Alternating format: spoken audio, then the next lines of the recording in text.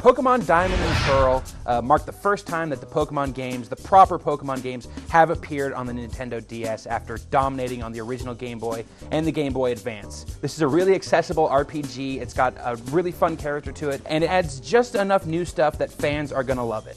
To be clear, Pokemon Diamond and Pearl are pretty much functionally the same game. This really just targeted to people who gotta catch them all. If you're one of those, you're gonna have to get both because there are a few Pokemon in each, both Diamond and Pearl, that are unique to each of those games. So the story starts off in pretty predictable fashion. You play as either a young boy or a young girl living in a little out-of-the-way hamlet in the Sinnoh region, and you go out into the world and you fight. You fight wild Pokemon, you fight other Pokemon trainers, and so on and so forth. This is pretty much how the past Pokemon games have played out. So in this regard, it's not that different. The combat's still turn-based. You still have one Pokemon versus another one. Sometimes you can do 2-on-2. And it's very much about the rock, paper, scissors nature of the different types of Pokemon there are.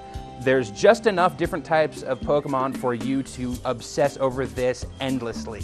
And that is really just the tip of the iceberg. There's so much more to do in Pokemon Diamond and Pearl that it is mind-bending. There's just so much to do in the game, and that's apart from the fact that the story in the game is really, really long. It's easy to sink a good 40 hours into the game just going through the main story, and you can definitely keep playing beyond that. So the big question is, what's new in Diamond and Pearl? Well, since it's on the DS now, there's a bit of touchscreen interaction. You can now use the stylus on the touchscreen to select all your menu options when you're in combat. You'll use the touchscreen in a variety of different mini games that, while mildly amusing, they aren't that central to the experience. So the touchscreen stuff, not that big a deal. The games do make better use of the DS hardware in the presentation of it.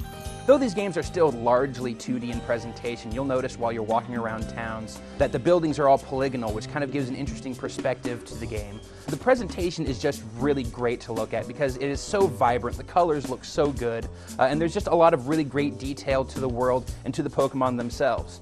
There's also still some holdover stuff. You can tell there's a lot of recycled art from past Pokemon games, which is a little bit disappointing because you can see and tell which parts are new and which parts are old, and there's a little bit of a clash there, which is too bad. This is also true in the sound. A lot of the music is fantastic, but unfortunately a lot of the sounds that the Pokemon themselves make sound like they've just been recycled from perhaps even the original Game Boy game, and they just sound really staticky and don't have much definition.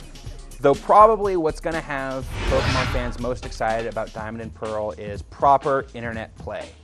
You can now play against other people, you can battle your Pokemon over the internet, and you can also trade your Pokemon in sort of a eBay style system where you can post a Pokemon, say you want to trade it, say what you want to trade it for, and you don't even have to have your DS on to be able to do the trade, which is a really nice, slick feature.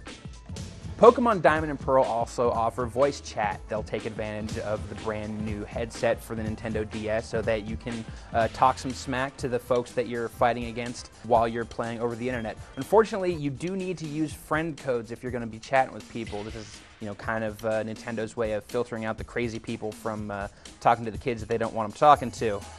Which an understandable safeguard to put in there, but still it kind of limits the functionality and the appeal of the voice chat thing. Though really, what are you going to say to someone when you're playing Pokemon against them? Hey, my Pokemon just hit your Pokemon, what's up now?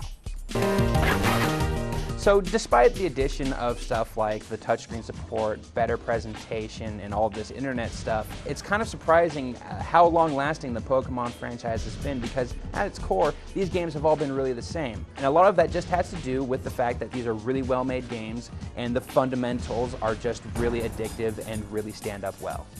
So if you're a first-timer, if you're a long-standing fan, Diamond and Pearl do what Pokemon games do best, which is just provide a really satisfying, really accessible, and really, really long-lasting RPG experience.